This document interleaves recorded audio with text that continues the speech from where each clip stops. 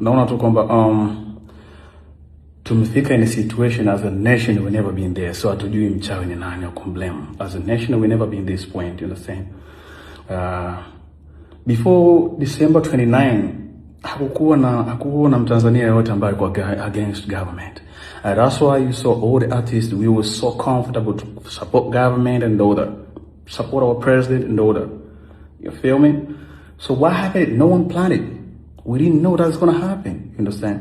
So as nationals, it's a time to get together and understand that kilichotokea kila mtu kimemfunza kwa namna yake. You understand? We don't have to be here and be like, oh, msamaha hatusamehe. So sisi wasanii sawa.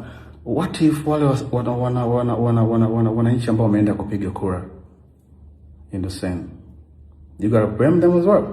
Doesn't make sense. So mi silaumu kabisa mashabiki ambao wanazungumza hivyo, because we're in a situation as a national, nobody knows kwamba hakuna mtu aliyekuwa ategemea na hakuna mtu anayejua kwamba tumlaumu nani, mchawi ni nani. You understand? You understand? Yeah, so ni swala tu la kukaa kimya and everything gonna get back together. Let nature speak. Everything gonna get back together. You understand? So muda kukaa na kwanza kumlaumu mchawi nani sisi hivi na hivi.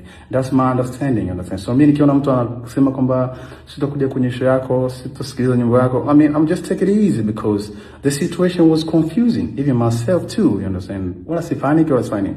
Na kama umeona, because you can't blame me, man. I've been paid, you understand? Like, I've been paid. It doesn't matter how I support government, but also I've been paid.